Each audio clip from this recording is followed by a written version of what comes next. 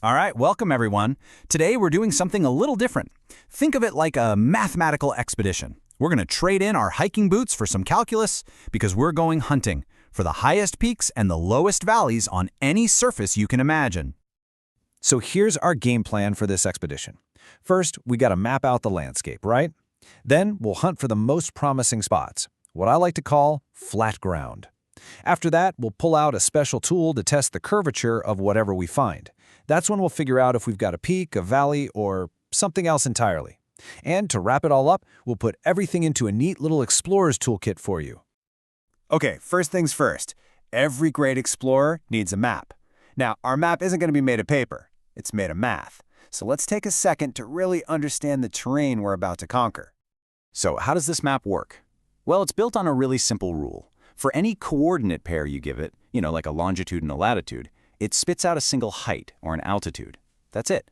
And in the world of mathematics, we call this kind of map a bivariate function. But look, don't get hung up on the formula just yet. I want you to just picture this, a rolling 3D surface. That function we just talked about, it's basically the blueprint for this entire landscape. It's got all the hills, all the valleys, all the plains. And our job, our mission, is to find its most interesting features. Okay, so we've got our map, now what? I mean, where do we even begin? We obviously can't check every single point on this potentially infinite landscape. That's just impossible. We need a strategy. We need a way to narrow down our search and hunt for the most likely spots where a peak or a valley might be hiding. So let's think about this for a second. Put yourself in the shoes of an explorer. Imagine you're standing on the very top of a mountain peak, or maybe at the absolute bottom of a deep valley. What would the ground right under your feet feel like? What would it look like? It would be totally, completely flat, right? At the exact summit, where at the absolute bottom, the slope is zero. And not just forwards and backwards, but in every single direction. This is our first huge clue. We're looking for the flat spots. Now, of course, in calculus, this flat ground has a more official name. We call it a critical point. And all that means is it's a spot where the slope is zero in the x direction and the slope is zero in the y direction. To measure those individual slopes, we use a fantastic tool called partial derivatives. So finding these critical points is our first real practical step. It's a pretty straightforward three-part process. First, you calculate those two partial derivatives. Second, you set both of them equal to zero. And third, you just solve that system of equations for your x and y coordinates. Boom! Those points you find, those are your top candidates for being a peak or a valley. Okay, great. So let's say we found a flat spot. We've got our critical point. But what is it? I mean, a flat spot could be the top of a peak, sure, but it could also be the bottom of a valley. Or it could even be just a perfectly level plain. So how do we tell them apart? Well, for that, we need a more sophisticated tool to analyze what we've actually discovered. And that tool is called the second derivative test. Now, I want you to think of this as our fancy, high-tech geological scanner. We take this scanner, we point it right at one of our critical points, and it tells us everything we need to know about the shape of the surface right at that spot. Is it curving up? Is it curving down? Or is it doing something a little weirder? So this scanner of ours, it relies on three key readings. The first one, fxx, that tells us about the curvature as you move along the x-axis. Are you in a dip or on a hump? Simple enough. Fyy does the exact same thing, but for the y-axis. Now, the third one, fxy, this is where it gets really interesting. This one measures the twist in the surface. Basically, it tells you how the slope in one direction changes as you start moving in the other. It's a measure of the warp. The really cool part is that our scanner takes all three of these measurements and combines them into one single, powerful output number.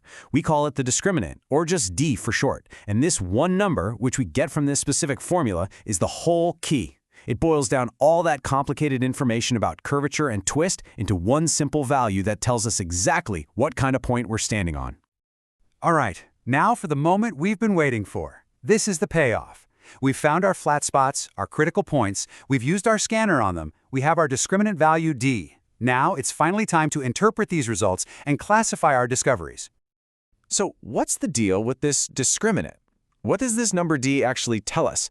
How do we go from this one number to a real description of the landscape? Is it a peak? A valley? What is it?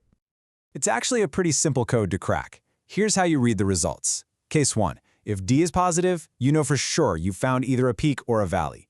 To figure out which one, you just look at fxx. If fxx is also positive, the surface is curving up like a bowl, and that's a valley, a local minimum. But if fxx is negative, the surface curves down like a dome, and that's a peak, a local maximum. Okay, case 2. If D is negative, it's a whole different story. This means the curvatures are fighting each other, and you've found something called a saddle point.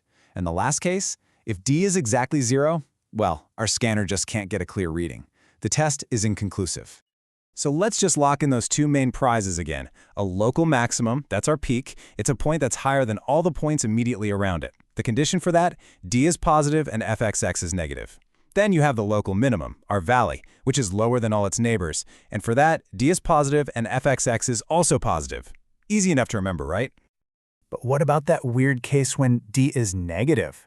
Well, that gives us a saddle point. And honestly, these are the coolest ones. It's a point that is somehow a minimum and a maximum at the same time. If you look at it from one direction, it looks like you're at the bottom of a valley. But then you turn 90 degrees, and all of a sudden it looks like you're at the top of a peak. The classic example is a mountain pass, or an even better one, think about the shape of a Pringles chip. That's a perfect saddle point. It's not a true peak, and it's not a true valley. And there we have it. We've pretty much completed our expedition. We mapped the terrain, we hunted for the flat ground, we pulled out our scanner, and we classified everything we found.